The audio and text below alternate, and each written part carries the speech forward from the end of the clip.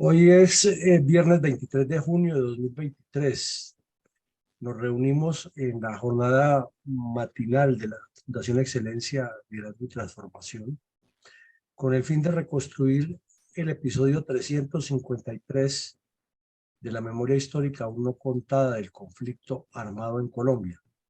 Y el tema que vamos a abordar hoy es la reconstrucción de los hechos y el análisis geopolítico y sociopolítico de la explosión de una casa cargada de explosivos, valga la redundancia, activada por terroristas de la cuadrilla Teófilo de Forero de las FARC el 14 de febrero del año 2003, cuando apenas el presidente Álvaro Uribe Vélez completaba sus primeros 6 meses de mandato. La acción terrorista trató de ser enmascarada con el cuento de que fue un accidente, que ese no era el objetivo, pero igual la iban a reventar en el mismo sector y contra el avión presidencial en uno de los viajes que hiciera Neiva, ya que el sitio donde estaba ubicada la casa coincidía con el sector donde las aeronaves inician el descenso para ingresar a la pista del aeropuerto Benito Juárez, el aeropuerto Benito Salas de la ciudad de Neiva. Era un plan urdido con el fin de asesinar al primer mandatario del país y también de causar la zozobra, el terror y avanzar en su plan estratégico hacia la toma del poder. La información de inteligencia que se obtuvo logró ubicar que en el sector estaban preparando unos artefactos explosivos con el fin de lanzarlos contra la nave presidencial, y se inició el trabajo por medio de la Fiscalía y la Policía Nacional tratando de localizar a los delincuentes. Y se sumaron una serie de informaciones que condujeron a la vivienda, y al registrar la vivienda y estar las personas encargadas de hacer el proceso judicial, desde la distancia, un terrorista al que llamaban el ingeniero activó la carga explosiva con un control remoto. Estos son pues las generalidades y ya entraremos en mayores detalles. Adelante, mi coronel. Mi coronel, gracias. Hoy viernes 23 de junio de 2023, su programa diario de reconstrucción de la memoria histórica aún no contada del conflicto armado en Colombia nos recordará algunos apartes del complejo fenómeno de violencia multiforme sucedido en el departamento del Huila, convertido en concreto puntal geopolítico y geoestratégico para los intereses de los cabecillas de las FARC y otros carteles de narcotraficantes con miras a la implantación de un criminal sistema de violencias sistemáticas contra el campesinado en pos del control terrorista de la zona. ¿De qué manera, mi coronel, nuestra fundación resalta la memoria de las víctimas del narcoterrorismo comunista contra Colombia?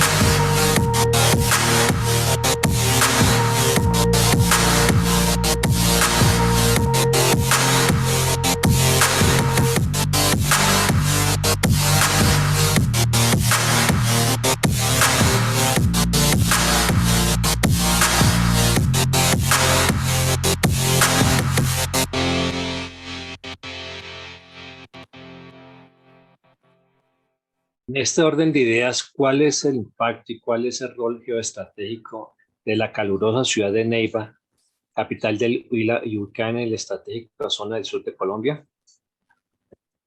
Bueno, vemos que el departamento del Huila, aquí en la foto, está ubicado sobre la cordillera oriental y que en la parte sur el departamento une las dos cordilleras prácticamente, inclusive hay hasta cable ya, un cable teleférico que lo une y las personas hacen el ejercicio en la parte turística.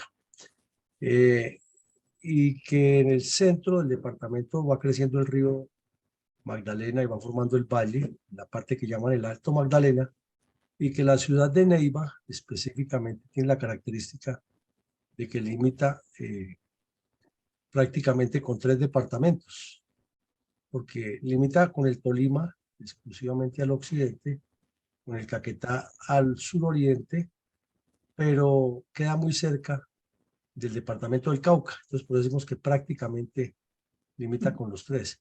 Y que las dos cordilleras que la circundan, formando el valle del río Magdalena, aquí, facilita que haya movimiento de grupos delictivos a ambos lados de la cordillera, a ambas cordilleras, a ambos lados de Neiva, y que por su cercanía con el Caquetá haya sido como la ciudad blanco predilecto de la cuadrilla Teófilo Forero o de las fuerzas especiales de las FARC específicamente. Y al mirar el mapa también vemos Neiva está aquí, traigámosla a este mapa, sobre este sector, aquí está Neiva, y no es sino cruzar la cordillera y descender y ya está en San Vicente del Caguán, Lusitania, Puerto Rico, La Esmeralda, inclusive no es tan lejos de Florencia. Tiene 2 formas de llegar a Florencia, o por la carretera de San Vicente, o por la carretera antigua, o la más conocida, que es la que inclusive se proyecta hacia el sur al Ecuador, o cruza la cordillera y llega a Florencia. El barrio Villa Magdalena lo conocemos muy bien porque en el año 98 el ejército, la 9ª brigada, les ayudamos a construir una primera escuela pública, aunque parezca increíble, en contraposición a lo que quería el señor alcalde, que era un sacerdote complejo, difícil, de orientación izquierdista. ¿Y por qué sucedió allá? Ahí vemos algunas de las fotos. Esas son áreas que ha ido mejorando el sector hacia Villa Magdalena. Resulta que hay un sector donde el río Magdalena es quebrado, ahí en Neiva. ¿Por qué? Pues por las estribaciones de la cordillera, ¿no? No es completamente plano. Y en la parte alta de ese sector, frente al río, se fueron asentando comunidades de manera irregular y sin ningún procedimiento de organización social. Sin embargo, gente, casi todos de origen campesino, muy trabajadores, se acercaron a la 9ª brigada y lo único que pidieron era que les ayudáramos a construir una escuela, y con el grupo de profesionales oficiales de la reserva se hizo ese trabajo y se les construyó una escuela muy bien armada para que no hubiera después problemas de accidentes o efectos de la naturaleza que se fuera a caer esa escuela. Un sector bien, un sitio bien escogido. Entonces, esa comunidad trabajó muy de cerca del ejército, pero eso atrajo, pues, obviamente a más personas. Y aquí, como vemos, este tipo de asentamientos irregulares se fueron armando, como ven las distintas construcciones y el sitio, el terreno, sin electricidad, sin acueducto, y todo les iba llegando por extensión. Y en la parte baja de esas edificaciones, el río Magdalena, y aquí vemos cómo las personas viven todavía en ese sector. Entonces, lo que se ha venido llamando es como por etapas, ¿no? Villa Magdalena 1, 2, 3. Creo que cuando en el sitio donde ocurrió el acto terrorista ya era la etapa 4, pero se iba regularizando después de la invasión, como suele suceder en Colombia, y no de acuerdo con un plan de ordenamiento territorial de haber trazado las calles, haberle adecuado la infraestructura sanitaria y de servicios públicos, no, sino es al contrario como se fue desarrollando eso. Entonces, allí las FARC encontraron el sitio predilecto para infiltrar a sus socios y de esa manera se ubicaron en un sitio que se convirtió posteriormente en el escenario de este crimen. Adelante, mi coronel. Mi coronel, ¿quiénes son los responsables políticos y los autores intelectuales y materiales del atentado terrorista de las FARC con una casabomba contra los humildes habitantes del barrio Villa Magdalena, en la ciudad de Neiva en febrero del 2003?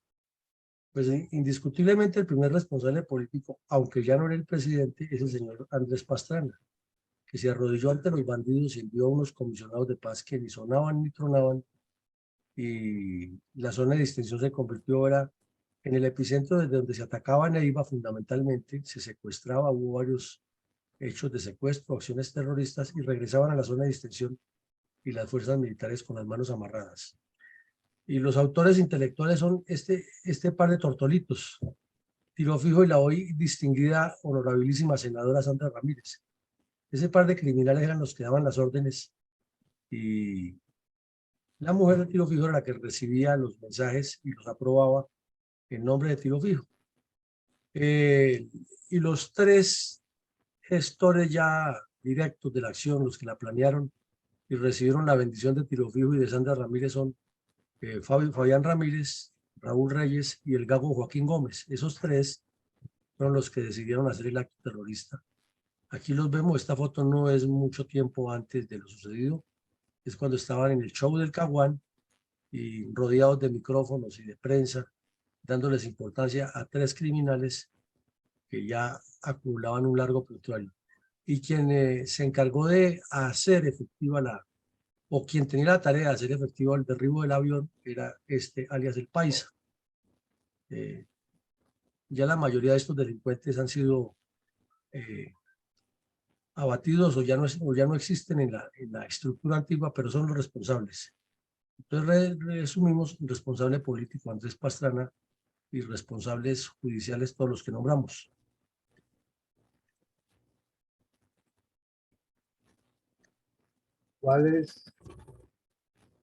Sígame con él. ¿Cuáles fueron los antecedentes generales y estratégicos del atentado terrorista de las FARC con una casa bomba contra los humildes habitantes del barrio Villa Magdalena en la ciudad de Neiva, Huila, en febrero de 2003? Son muchos, pero puntualicémoslos muy sencillo. Zona de distinción 1998-2002. Desde ahí las FARC secuestran, extorsionan, reclutan y cometen una cantidad interminable de acciones terroristas contra la población civil de la ciudad de Neiva y de los municipios aledaños a la zona de extensión, pero sobre todo Neiva, y se van asentando con mayor asiduidad en los barrios subnormales y normales también de Neiva, de acuerdo con la función que cumplía cada quien dentro de la guerrilla. Entonces, por ejemplo, en Neiva había muchas personas que tenían propiedades o lo que llaman el ganado al partir en las fincas de San Vicente del Caguán. Pues no hubo uno solo que no se quedara sin la extorsión. En esa misma zona, o el boleteo, en esa misma zona fueron capturados los tres irlandeses que estuvieron, o mejor, provenientes de esa zona. Ellos fueron capturados en Bogotá.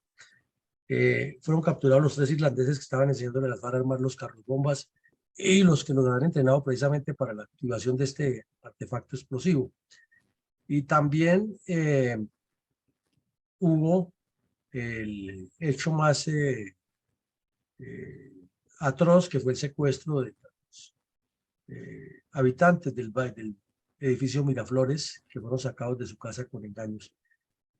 Combates, muchos, ataques terroristas con explosivos en varias ciudades del Huila, asaltos a poblados, todo eso ocurrió como antecedente. Entonces son una sumatoria de hechos que lo único que hace es corroborar lo que hemos venido hablando en otros eventos de nivel regional y nivel nacional perpetrados por las FARC. Y naturalmente esos hechos siempre ocurrían atados a un plan nacional. Ese es el resumen pues, de los antecedentes más importantes. ¿Cuál fue la versión del diario del País de España acerca del atentado terrorista de la FARC con una casabomba contra los humildes habitantes del barrio Villa Magdalena de la ciudad de Neiva, Huila, en febrero del 2003? Pues como fue un hecho tan atroz, tan sorpresivo, el periódico El País, que fue uno de los tantos medios que se informó al mundo, dijo que había por lo menos 15 muertos. Y lo más grave, 5 de ellos niños. ¿Por qué? Porque a esa hora los niños salían, el estallido ocurrió por la mañana, para el colegio y estaban esperando un bus, un vehículo que los recogiera. Y inclusive no lo dice aquí el periódico El País, pero lo cuenta otro periódico, que una niña de 14 años pues vio a los policías que estaban rodeando la casa y la saludaron, ella saludó, y un policía le dijo que si en la casa de ellas tenían una escalera. Entonces la niña dijo que no, pero que ella le ayudaba a conseguir ahí en el barrio y fue y habló en una casa. Y cuando venía ya a informarles que les había conseguido la escalera, explotó la casa, bomba, y murió la niña, una niña de 14 añitos. Pero también murieron otros niños de menos años que estaban a esa hora alistándose para ir a estudiar. Entonces uno se pregunta, ¿y dónde está el informe de la Comisión de la Verdad que supuestamente dice la verdad? ¿Qué más dice el periódico El País? Que presumiblemente era para atentar contra la vida del presidente Uribe. Eso después se comprobó que sí era así. También se hizo un registro de la zona pensando que había más bombas, pero los daños que causó la explosión afectaron de todas maneras a 40 viviendas. El alcalde de Neiva resaltó que allí lo que había era gente trabajadora, no era gente de un perfil social alto, y ya vimos las fotos y sabemos que es así. Se comprobó luego, de acuerdo con el examen forense, que aquí ya lo comienza a diseñar la Policía Nacional, que allí había instaladas unas rampas con el fin de derribar o dispararle o lanzárselas al avión presidencial cuando fuera a aterrizar en el aeropuerto Benito Salas. Entonces, más o menos, esa es la descripción que hace, y resalta nuevamente el periódico en alguno otro de sus párrafos del escrito que entre los muertos había 5 niños. Eso es la descripción inicial que hace el periódico El País de España. Coronel, ¿con qué datos exactos se pueden cuantificar en forma general los letales resultados del atentado terrorista de las FARC contra los habitantes de Villa Magdalena en la ciudad de Neiva? Pues mi coronel, comencemos por el asesinato de la fiscal segunda especializada. Dicen todos los que la conocieron que era una persona muy profesional, muy dedicada al ejercicio de su actividad, que inclusive esa mañana eran varios allanamientos.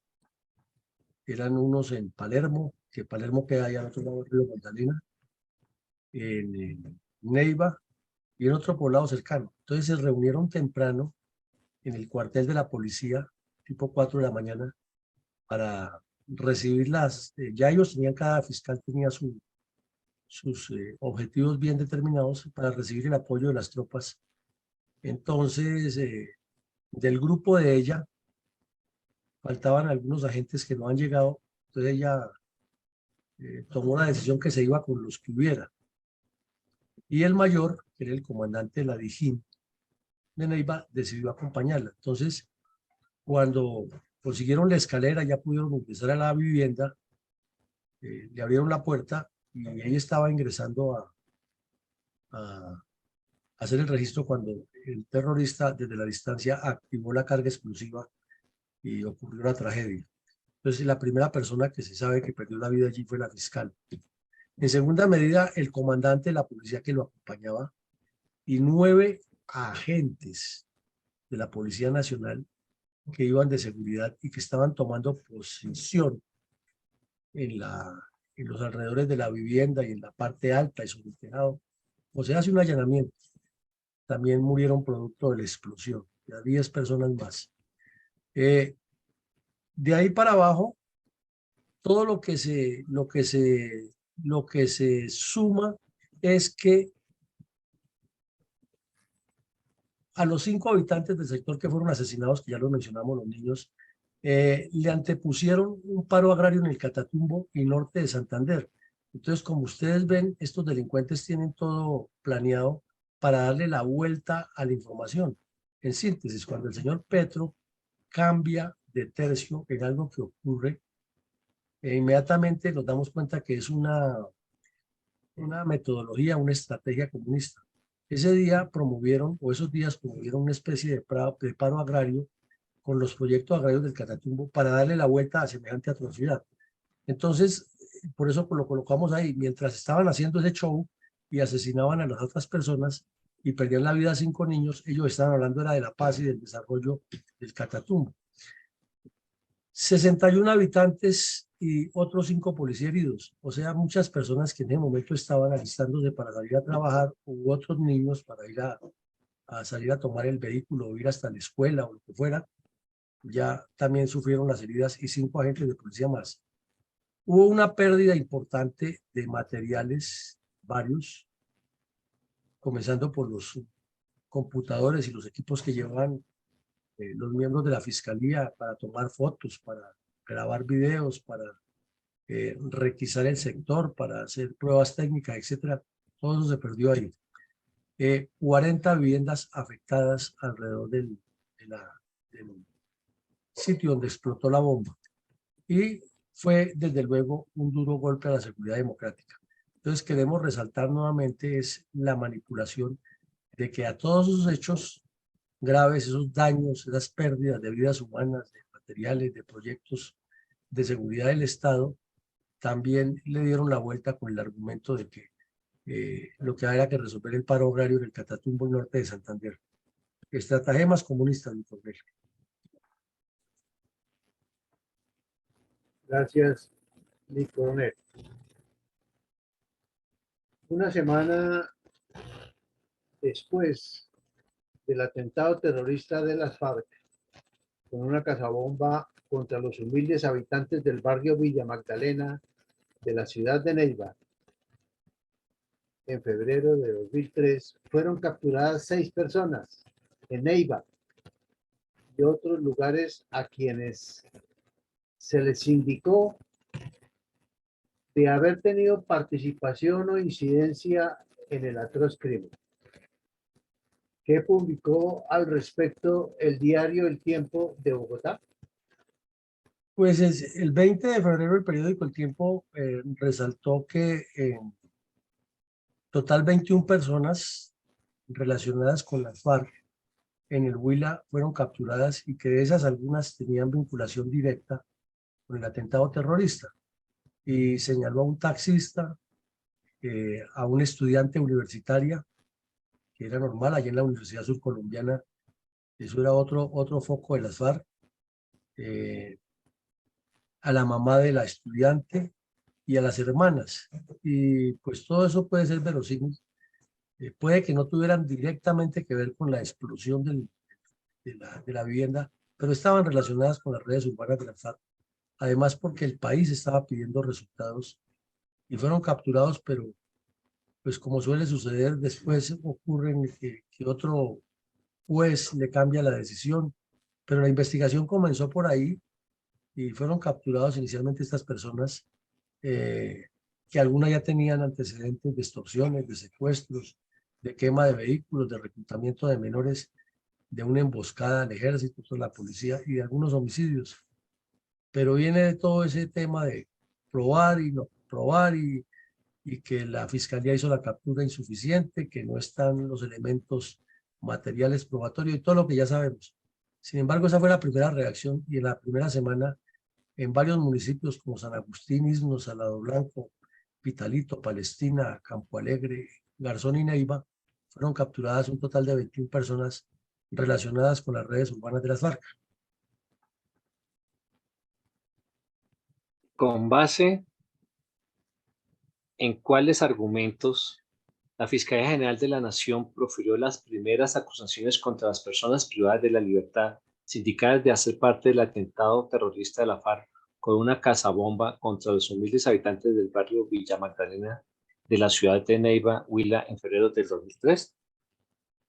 Bueno, como dicen los abogados, había una unidad procesal, porque había varios cargos contra estas personas y había más expedientes. Entonces se hizo la unidad procesal, o sea, se venía trabajando en unidad procesal, pero este caso ya tenía que romper la unidad procesal, es decir, separar el proceso por ser específico. Y pues por disposición del fiscal general de la Nación se inició el proceso directamente contra los cabecillas del secretariado, es decir, contra Tiro Fijo y su concubina y los demás bandidos que integraron el secretariado. Y de todos los investigados inicialmente, se precluyó la investigación contra Marta Garzón Matiz. Como siempre suele suceder, no porque se probara su inocencia totalmente, sino por algún procedimiento o alguna etapa dentro del procedimiento que no se surtió como era. Pero del resto, la fiscalía, cuando ya los pidió llevar a juicio, le hizo acusación directa a 6 de los 5 implicados en Neiva y a otros de los que se capturaron en los diferentes municipios. Obviamente, en la resolución de acusación, la fiscalía pues fundamentó su escrito en los hechos como se reconstruyeron y los acusó directamente a estos personajes de ser los autores o estar relacionados con los autores materiales de este crimen. Y le abrió dentro de al romper el proceso, la unidad procesal, a otro bandido que lo llamaban James Patamala, que era de los más cercanos a el Paisa y el Mono Jojoy. Mi coronel, 8 años después del atentado terrorista de las FARC, con una casabomba contra los humildes habitantes del barrio Villa Magdalena en Neiva, fue capturado en San Vicente del Caguán el terrorista Aldemar Soto Charri, sindicado de ser quien activó a control remoto la demencial carga explosiva. ¿Cuáles fueron los cargos y cuál el destino del mencionado terrorista? Bueno, mi coronel, estamos hablando de que en el gobierno del presidente Uribe y la Seguridad Democrática se promovió mucho la desmovilización de bandidos.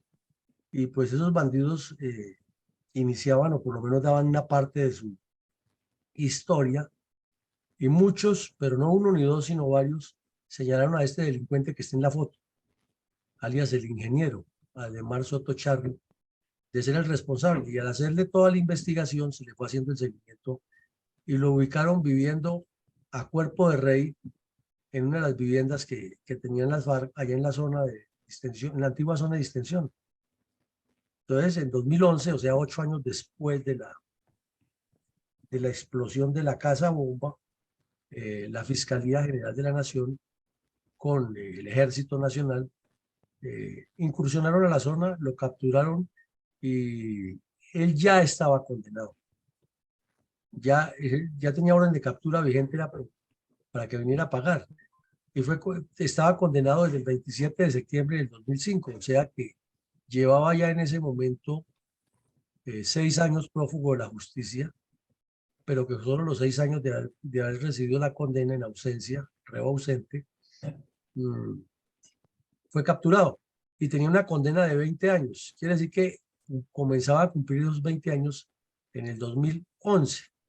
Pero ya sabemos que al poquito tiempo vino el pacto FARC-Santos y entonces este terrorista salió de la cárcel y ahora debe estar de candidato de bienestar familiar por Petro, lo debe tener también de asesor en el Ministerio de Educación, quizá dónde lo tendrá, enseñándole a los niños cosas buenas. Lo mismo que le enseñaba a los niños en el Caguán. Este sujeto, pues, fue el que se comprobó de acuerdo con todas las investigaciones y los testimonios, quien tenía la activación del control remoto y de manera consciente explotó la carga que había dentro de la casa a sabiendas que estaban ingresando eran los funcionarios judiciales y la Policía Nacional para registrar la vivienda. Ese es el sujeto, el tal Charry, Soto Charry. Aquí lo vemos en la foto. Adelante. Bajo el título No sabemos a quién perdonar, Memorias de la Casabomba en Neiva, el portal electrónico La Silla Vacía publicó una estremecedora crónica con los relatos de las víctimas del atentado terrorista de las FARC con una casabomba contra los humildes habitantes del barrio Villa Magdalena de la ciudad de Neiva, Huila, en febrero de 2003. ¿Podría referirnos qué aspectos resalta esta serie de testimonios de alto valor histórico y humanístico? Bueno, mi coronel, aquí el portal no menciona para nada lo de la trama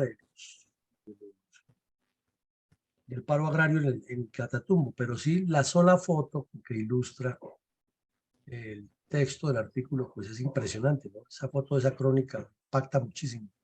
Se ve la cantidad de viviendas destrozadas, cómo quedaron en el momento de la explosión. Desde luego todo lo que tenían las personas adentro, pues, perdido completamente. Las vidas humanas, los sueños de muchas personas que ya han logrado ir legalizando su vivienda. Como se nota, ya habían conseguido la electrificación del barrio, etc. ¿Y por qué resaltamos este hecho y apenas mencionamos el caso de la señora Mónica Lozano? Porque es un documento que le recomendamos a todos los teleaudientes buscarlo en internet. No sabemos a quién perdonar, Memorias de la Casa Bomba en Neiva, por el periodista Óscar Durán, de La Silla Vacía, portal electrónico. Son 7 testimonios, si no estoy mal, de personas víctimas de eso.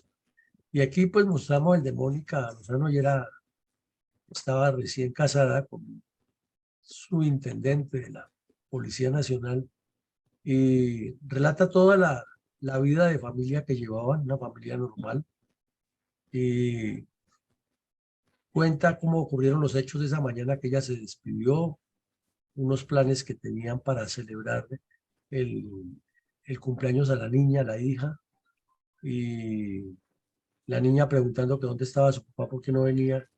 Entonces finalmente la psicóloga de la Policía Nacional lo que les recomendó es que hicieran el sepelio del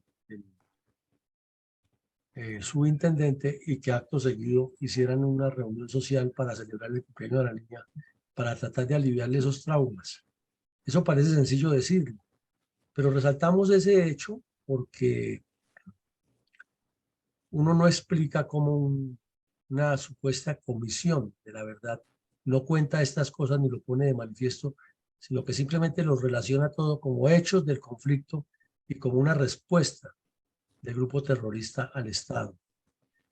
Y de ahí para allá ustedes encuentran un montón de testimonios, todos estremecedores, todos, de lo ocurrido con familiares de las víctimas, y detalles mucho más completos de cómo se fue detectando que ahí se movía algo raro en esa casa, y de la sevicia que se infiere de cómo van a estallar ellos, si eran expertos en explosivos, una carga tan grande como la que tenían escondida en esa casa, a sabiendas de todos los daños que iban a causar, pero aún más grave, contra una comunidad de escasos recursos y de personas que estaban luchando y están luchando en todo el país en el día a día para que sus hijos sean alguien diferente a ellos y que les toque una vida más amable.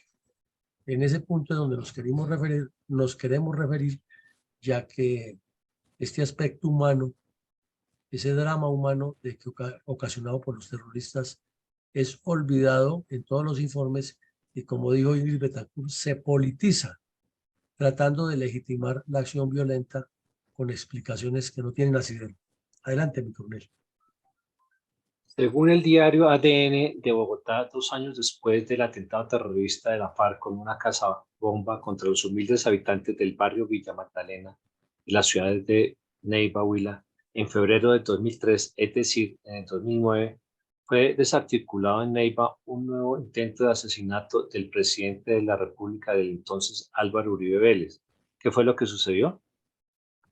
Bueno, es que de Uribe, cuando no lleva un año de gobierno, ya le han hecho 17 atentados contra la vida de él.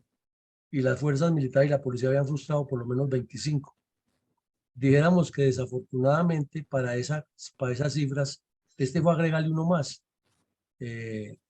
Al final de su gobierno, es decir, 6 años después de este episodio en Neiva, él tenía otra actividad porque pues Neiva es una ciudad muy activa y es una ciudad muy importante. Y cualquier presidente de la República tiene que ir varias veces a la ciudad de Neiva, como tiene que ir a Ibagué, a Florencia y a otras ciudades intermedias, además porque es su función, no es una obligación como buen pastor estar visitando sus ovejas. Y le tenían preparado otro atentado también con otra casa bomba muy cerca a un sitio donde el presidente iba a estar presente en uno de sus consejos comunitarios en una actividad en la que estaría toda la ciudadanía más resaltante de Neiva. Y ahí encontraron una vivienda con 325 kilos de explosivos ya organizados para explotarlos frente o aledaño al sitio donde el presidente iba a estar reunido. Entonces uno se pregunta nuevamente, ¿dónde está la verdad que cuenta esa comisión? Porque llenarla de adjetivos y de calificativos y de entornos como muy genéricos, pues es fácil, pero la realidad es que aquí hay unos actos criminales de una perversidad inmensa que no se pueden simplemente eh, presentar de manera sucinta como si fueran hechos del conflicto. Afortunadamente las tropas de la Policía Nacional y del Ejército y los servicios de inteligencia desarticularon ese plan, o si no hubiera sido una tragedia mayúscula, porque pues solamente no hubieran asesinado al presidente, sino a muchísimas más personas, y hubiera sido un hecho de la misma proporción de las Torres Gemelas en Nueva York. Pero esto pasa al olvido como si no fuera nada del otro mundo, y los angelitos ahora están en el Congreso de la República hablando de que ellos son víctimas y que los persiguen. Adelante, mi coronel. Mi coronel, ¿cómo describió el diario La Nación de Neiva una de las condenas que el Consejo de Estado dictaminó contra la nación en respuestas a las demandas de algunas de los atentados terroristas de las FARC con la casa bomba en los humildes habitantes del barrio Villa Magdalena? Pues mi coronel, aquí es este diario de La Nación de Neiva, igual que el periódico 7 días de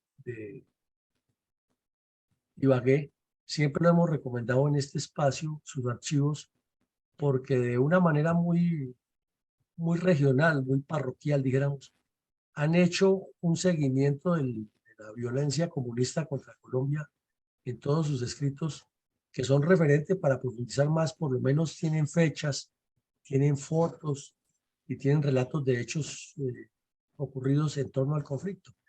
Pues en una de las tantas condenas que sufrió el Estado por culpa de los terroristas de las FARC, ya que pues, los familiares o los abogados demandaron y obviamente condenan al Estado por estos hechos, se publicó detalles acerca de la condena, pero lo que llama la atención es que ese mismo día, en una sección que tiene ese periódico de Neiva que se llama Lo Último, habla de la captura de un bandido, José Orfilio Randazuri, alias Monkey, quien estaba encargado de traficar coca para las supuestas disidencias de las FARC.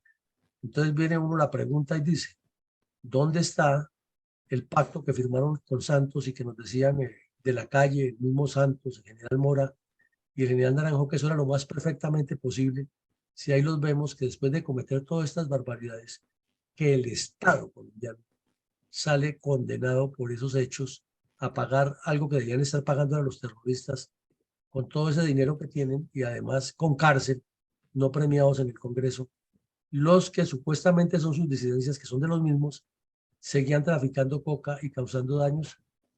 Entonces, eso lo ponemos ahí de resalte porque es en la primera página la información de que el Estado fue nuevamente condenado a pagar una millonaria suma.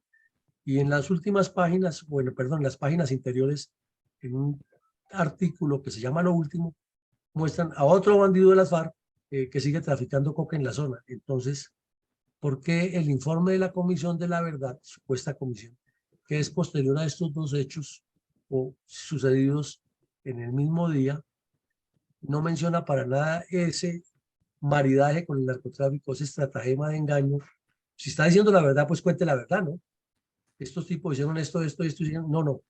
Le dedica 3 reconocitos a hablar de las economías de la coca y lo del terrorismo y las condenas contra el Estado que hicieron los comunistas armados, ni siquiera las mencionan para pensarlo, ¿no? Y aquí vemos en las páginas interiores dos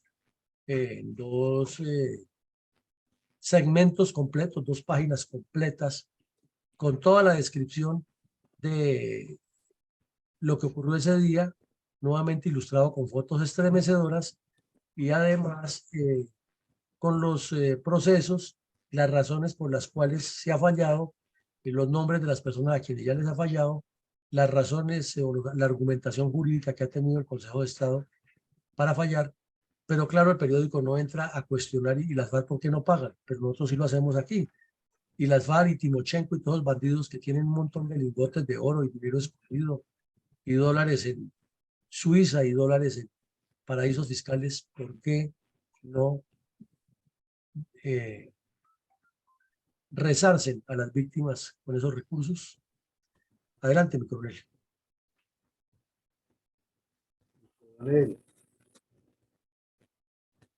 ¿en qué forma resalta nuestra fundación el drama de la niñez colombiana, víctima desde diversas ópticas por la acción terrorista de las cuadrillas de las FARC, el ELN, el EPL y el M-19 en Colombia?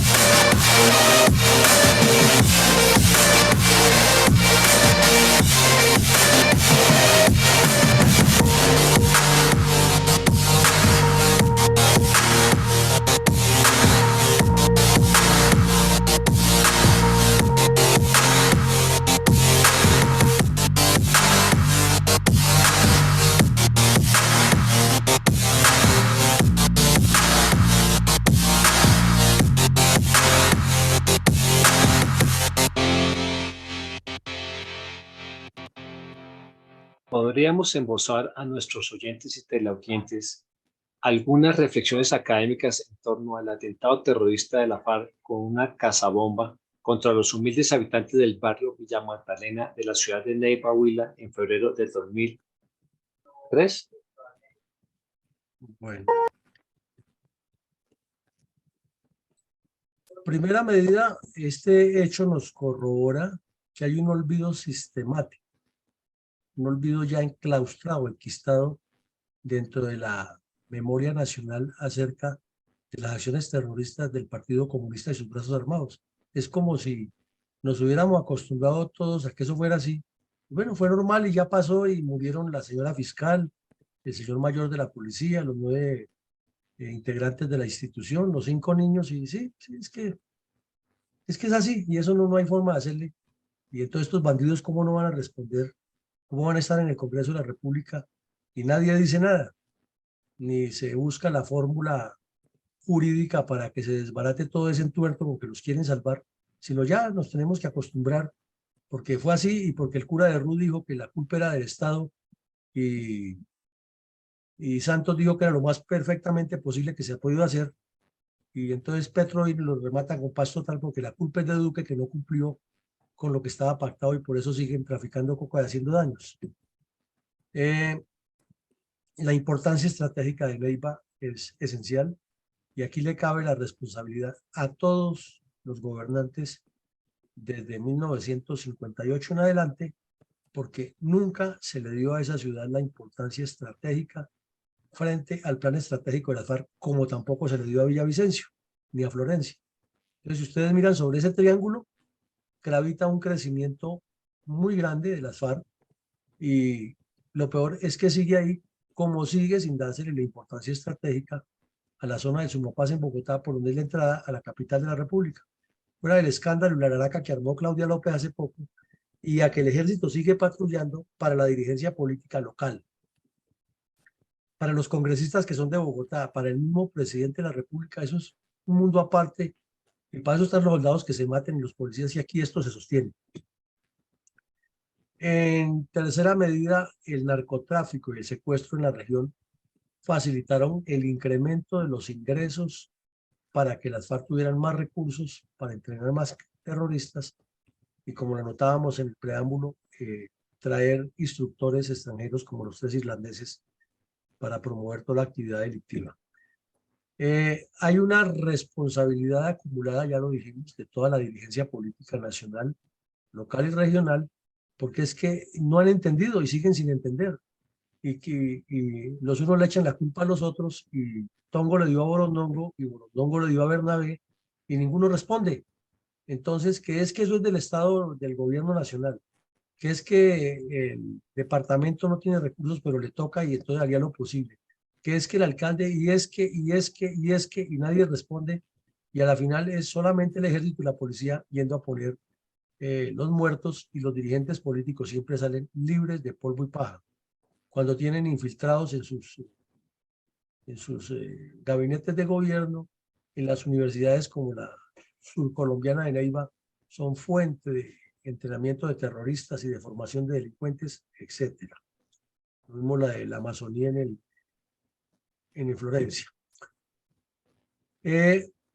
Los nexos internacionales de la cuadrilla Teófilo Forero quedaron corroborados allí con las técnicas terroristas utilizadas, y se manifestaron con el empleo de explosivos de manera azarosa, pretendiendo derribar una aeronave, pero jugándose, como todo grupo terrorista, el todo por el todo. Si les fallaba y era localizada la Gran Caleta, porque era un sitio, entonces tenía que tener el plan B, que era volar en pedazos lo que había allí, porque, como dice el dicho, ni para Dios ni para su santo, entonces no importa cuántos civiles murieran, lo importante era que se causara el terrorismo. Eso configura un acto terrorista, y el terrorismo no tiene ningún perdón jurídico por ninguna corte internacional. ¿Por qué tanto abogado que hay en Colombia, leguleyo y especialista, para buscarle la coma y el punto y coma a todo lo que hay, no defiende el Estado con tantos abogados que tiene el Estado? Y abren un caso específico ante las cortes internacionales donde corresponda, y no se puede aceptar que este hecho quede incluido como uno más dentro de un listado en el que los bandidos dicen sí lo hicimos y aquí estamos, porque es un hecho premeditado completamente de acción terrorista. No fue que les ocurrió circunstancialmente. El solo hecho de llenar una vivienda de explosivos y de artefactos con el fin de derribar una aeronave dentro de un sector completamente civil y poblado de personas de humildes condiciones, y causar lo que causaron, eso no tiene otra explicación, es terrorismo puro y duro. Pero vemos que hay una doble moral marxista-leninista, tanto en la Comisión de la Verdad para construir la memoria histórica como en la JEP, porque entonces la JEP se limita a que fue que ya se pactó, y entonces tiene más peso la palabra de Juan Manuel Santos y de y de Timochenko, que son los que legitimaron ese pacto, que la de todo un pueblo y la de la jurisprudencia internacional. Y con esa doble moral le dan la vuelta al mundo. Y finalmente, como siempre lo resaltamos aquí, ese estratagema de paz y diálogo es la que ha hecho que todo esto se mantenga vigente y que se enmascare. Y entonces, si el señor Petro utiliza la estratagema de armar una pelea cada vez que esté en un problema y con eso disimula sus poco claros rumbos, las FARC la han tenido más hábil, es cada vez que, y el ELN, cada vez que están metidos en problemas o complicados, hablan de paz y diálogo. Que todo eso es cierto, sí, claro, es que ocurrió, pero no nos detengamos ahí. Busquémosle la salida haciendo la paz. Y la paz, obviamente, a la medida que les corresponde. Adelante, mi coronel González. Gracias, mi coronel. El comentario conclusión para el día de hoy. La barbarie comunista llega para el inicio del nuevo milenio con una intención tan destructora contra la especie humana que no tiene ningún recato en poner cientos de kilos de explosivos en una casa de un sector humilde en la ciudad de Neiva, con la perversa intención de asesinar a seres humanos en forma generalizada y sin ninguna moral ni consideración espiritual. Eso sucede porque el comunismo tiene un inagotable desprecio por la vida ajena. Solo piensa en su diabólico propósito de causar dolor y sufrimiento con tal de lograr su deseo de someter y esclavizar a los demás. Mientras que sus dirigentes se benefician de las mejores oportunidades sociales, engaño afirmando su mentira de que su fin es la felicidad de los demás. Y con esa astucia causó sufrimiento, asesinando y destruyendo un barrio de gentes inocentes que por ningún motivo debían ser agredidos y perjudicados.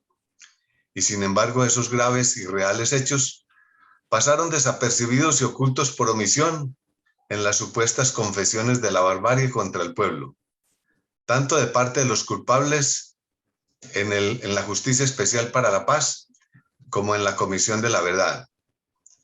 Y cómo los relatores del supuesto informe de la verdad omitieron esas apreciaciones, siendo ficha verdadera, siendo un requisito verdadero y fundamental para merecer el perdón.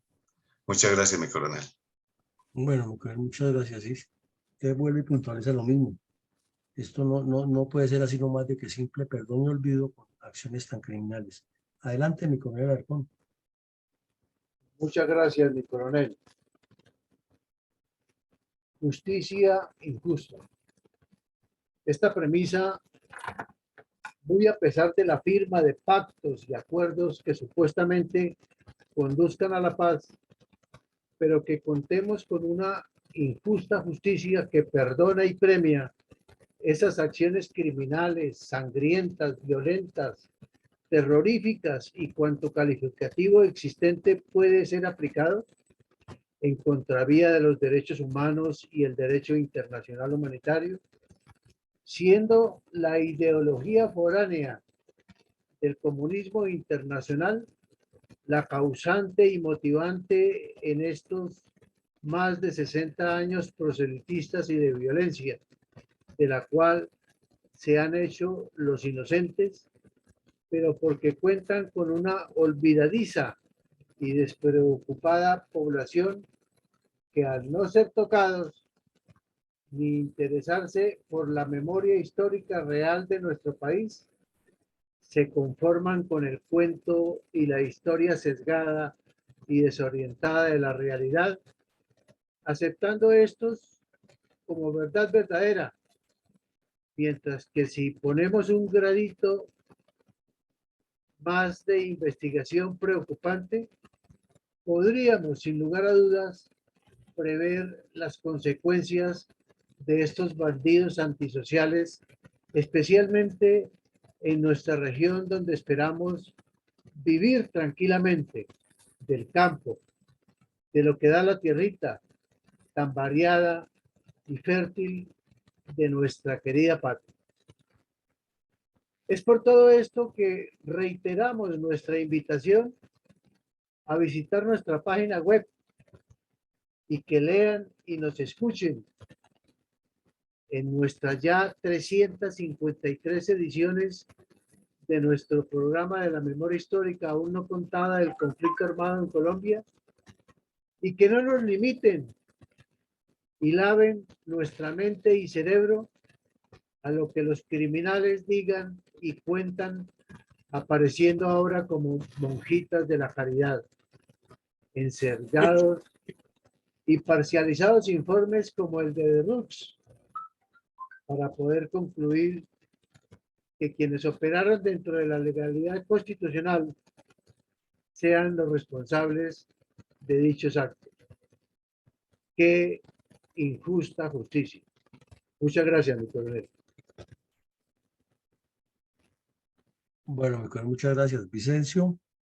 Mi coronel, pues mirando la situación y la indiferencia del Estado sobre las acciones que hacen los grupos bandoleros, al fin y al cabo, el único que responde es el Estado y la culpa fue del Estado, no de los bandidos que cometen tantas injusticias, tantas violaciones y tantos actos terroristas contra la población civil y contra la fuerza pública.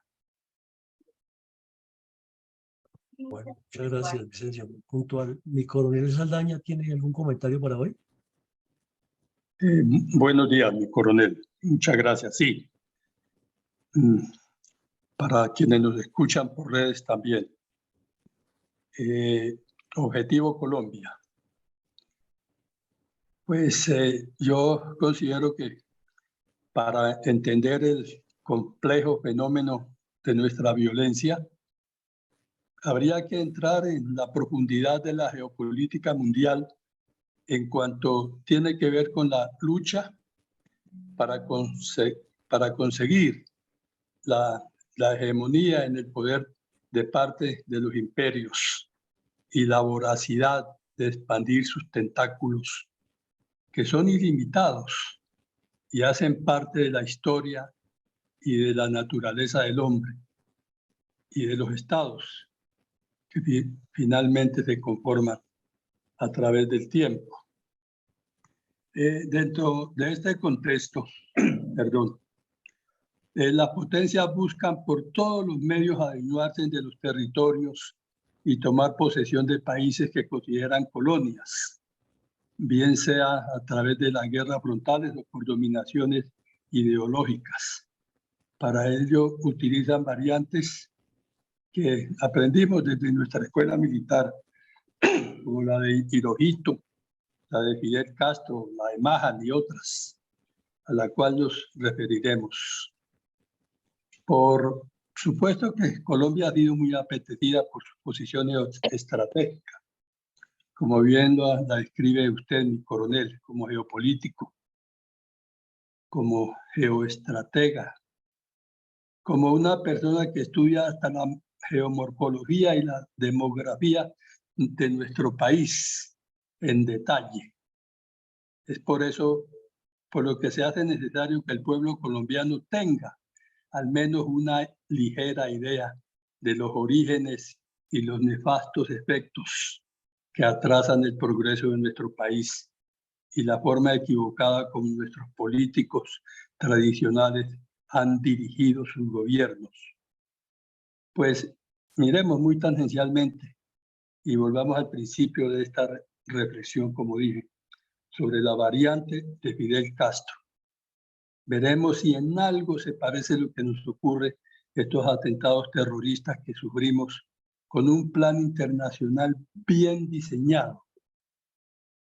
Vemos y lo estudiamos, repito nuevamente en nuestras escuelas, la variante Fidel Castro, que consiste primeramente en dar la instrucción y preparar la logística e infiltrar las instituciones.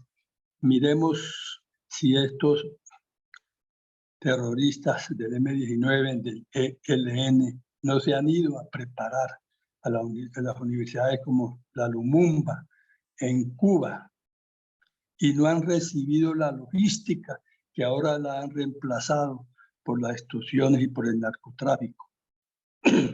Y forman así las estructuras guerrilleras, que bien las conocemos. Luego viene una lucha ofensiva en cometer uno o varios magnicidios, como por ejemplo el magnicidio de Jorge Eliezer Gaitán, donde se dice que estuvo presente Fidel Castro. Y esto mismo ya pasó en Nicaragua y en El Salvador. Y la tercera fase es la toma del poder con alianzas de un frente amplio. Miremos si aquí no nos están tomando el poder ya, donde hay crisis de liderazgo. Y vamos, si no cambiamos, a un desarrollo o a una catástrofe. Corrupción de los gobernantes, la estamos viendo. Utilización de tontos útiles, hacen juntas y simulan y van cambiando hasta estructurar el poder. Ejemplo, en Cuba. Por eso, como en Colombia utilizan los ministros para ello, los jesuitas, las ONG y lo que más puedan. Ahora les ha dado muy buen resultado la estratagema de los procesos engañosos de paz combinados con acciones terroristas, mientras entre todos están derrumbando a Colombia. Mi reflexión, muchas gracias y feliz día. Muchas gracias, mi coronel, muy amable por su aporte de la reconstrucción histórica y la puntualización de las etapas. Así es. Pues bien, llegamos al final del ejercicio. Los invitamos a todos a que esta noche nos acompañen en la reconstrucción de los hechos del proceso de la paz total. Les deseamos a todos un feliz día y que Dios nos siga bendiciendo.